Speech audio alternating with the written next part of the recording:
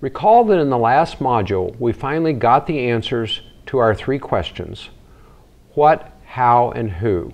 What to produce, how to produce it, and who gets it. We now would like to know whether or not these outcomes are good.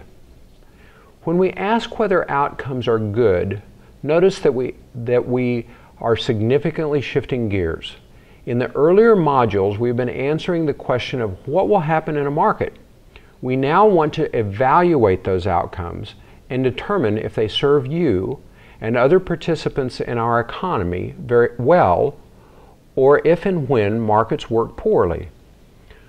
Note also that we're going to ask you to lay aside your preconceptions and evaluate markets carefully and on their own.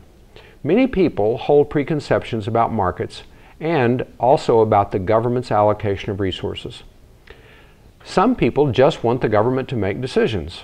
Often, in Texas, it is common for people to think that market outcomes are good just because they are market outcomes. One reason advanced is that markets are better because they are the result of free choice.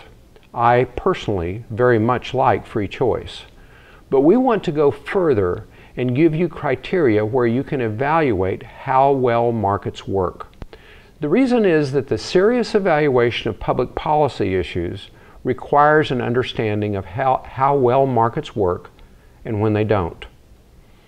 Note that even the most conservative person wants the government to provide police protection, which indicates that markets don't always work well, at least not in that situation.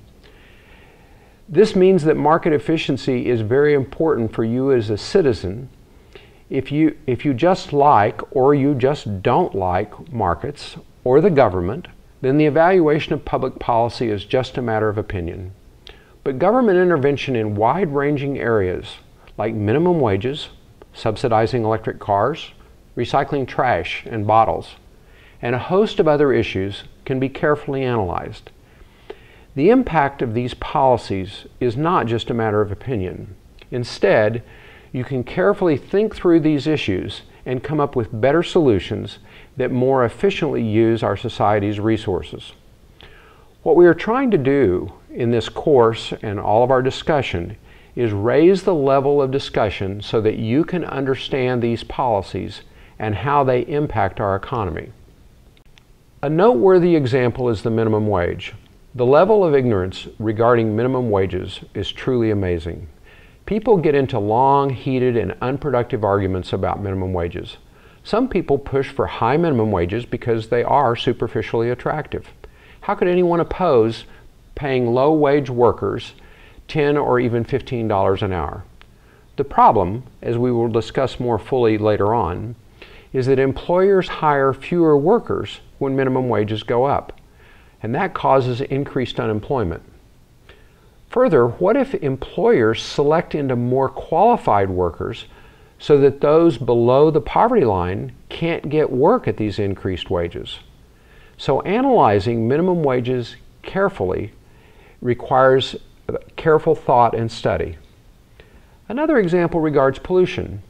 In general, we think that pollution is a harm created in our economy. However, we would all agree that we really like to drive our cars, and cars inevitably create at least some pollution. The same goes for using electricity in our homes. Nearly all electric power creates some form of pollution.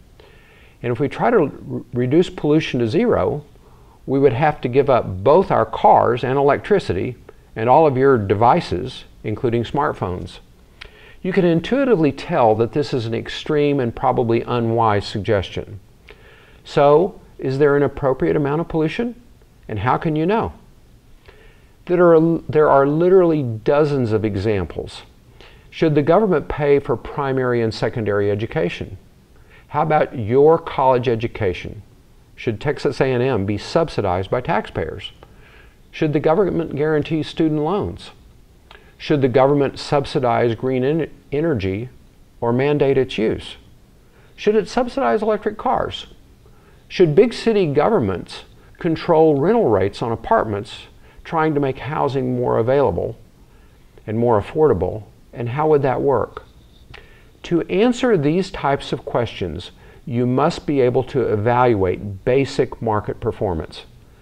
By that I mean you need to understand whether or not markets normally work well and when they do not. This module is designed to build a basic understanding of how well markets work. Such knowledge will help you be a more informed citizen and will help you think through economic problems, and also it'll help you on the test. So as I've mentioned several times, Adam Smith's invisible hand theorem states that competitive markets in the absence of externalities will generate efficient outcomes. Now let me repeat that and get a piece of paper if you don't have one. Competitive markets and no externalities plus no externalities equals efficient outcomes. So this is a very important cornerstone of the course and what we're going to do. We will discuss what we mean by both competitive markets, so what's this word competitive mean here, and what does this thing externalities mean. We will discuss both of those in later sections.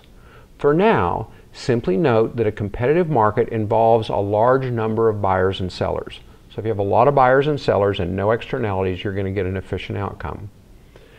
Externalities will be addressed later in the course.